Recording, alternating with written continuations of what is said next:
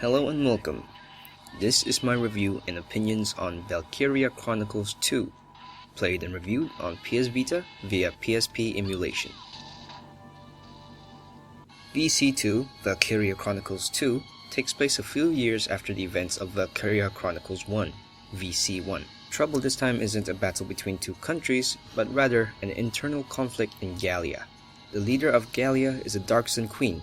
This raises issues between folks of Gallia, as some don't like Darksons, especially one leading their nation. This causes an internal rebellion led by the ruler of one part of Gallia's nation. It's up to your squad in stifling this insurrection. Unlike the previous game, instead of a squad of trained soldiers, you control soldiers in training. They come from the military training institute that is known as Lancio, starting off with Avan, a country boy whose brother mysteriously disappears during a special mission, Zeri, a Darkson who's trying to rid the stigma of Darkson racism, and Cosette, a cheerfully happy and sometimes clumsy girl. You eventually get more classmates as you progress through the game. If you didn't know, the VC series is known for being a sort of third-person strategy RPG. Your squad is put onto the battlefield facing an enemy team, either rebels or other soldiers in training, and you and the enemy team are given commander points, aka CP. You use these CP to either give out special orders that affect something on the field or select a soldier. The chosen soldier will move similarly to a third-person controller, meaning you can run, walk, climb, shoot, and melee under a certain amount of action points. The more you do an action with that soldier, such as running, the lower your AP for that character. When it reaches 0, your character will not be able to run or walk, but can turn around or, if you haven't, shoot off your weapon. You move using the left stick, look around with triangle, X, L, and R button, shoot using square, circle to crouch or interact, and start to end control of that character. Upon finishing your CP, or ending your turn early, it is then your opponent's turn, and when he's done, that phase ends. Most missions tend to only allow up to 20 phases, or you fail that mission. It can be a bit overwhelming, but shouldn't take you long till you master the gameplay. Again, unlike the first game where you are put on a pretty big map, you are instead put into areas of a map, and based on missions, maps that can reach up to 5 individual areas. To cross to other areas, you either spawn characters at a captured camp, or in later maps use a traversal system such as a monorail. Another notable difference is instead of 10 squad mates on one map, you can only have up to 6 available on one mission, and 5 total in one area, which would be a problem seeing as the enemy can have up to 20 plus on the field at any given time. However, you can evacuate a soldier at any time, but at the cost of 2 CP, commander points. The maps aren't that many to play in, but the different types of conditions of the missions and random enemy placements help to shake the maps up.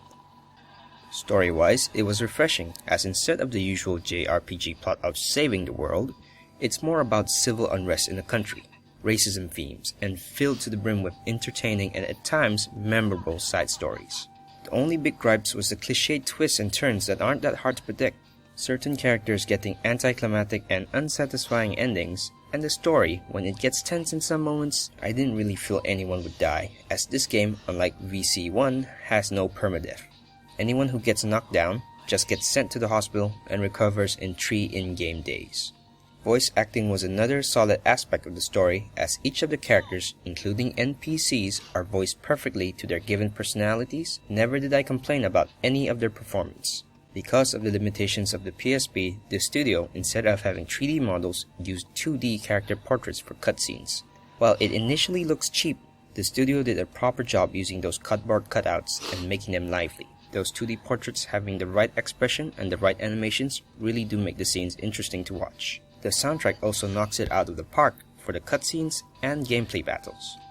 Speaking of characters, as mentioned before, you start with the main tree, that is Leon, Zeri, Cosette, and eventually gaining more and more other classmates as you progress through the story.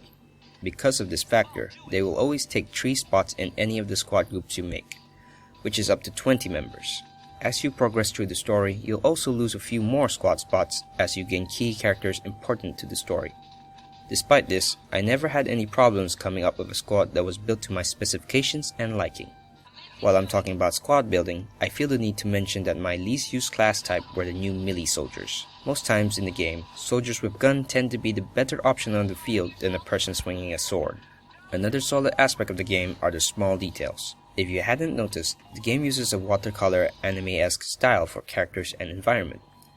The studio gets big applause from me, as there is so much fine small details to the environment. A small example of this is when your character is walking through a desert, and he kicks up small patches of dust. Small details like that, I appreciate.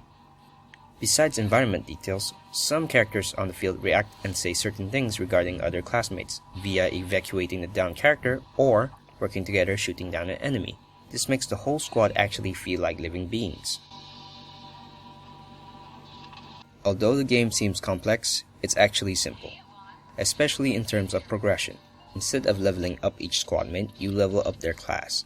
So, if you level up the Recon class, all those under that classes such as Avon, Gunfer, Melissa level up at the same time. The same applies to their equipment. Progression basically boils down to improving one thing and everyone else will get that improvement. Oh, and the game also rewards your use of character progression. When you use a certain character a bunch of times on the field, the greater the chance you open up a side story for said character. Not only do these side stories give even more depth to classmates, it also improves the ties between said character and Avon, and even improves their weaknesses on the field. This helps to add some variety to the repetitiveness of playing mission after mission.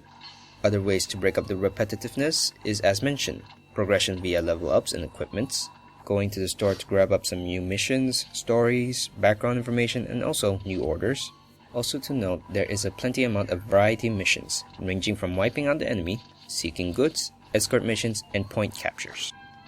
After spending a satisfying 54 hours with the game, I can honestly say this game is worth the time and money.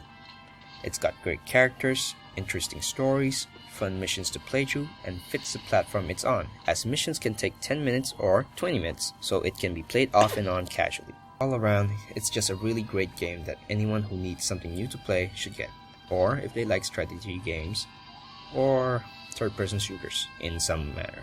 That's all from me. Thanks for watching. This has been Unknown Bruneian. Till my next one.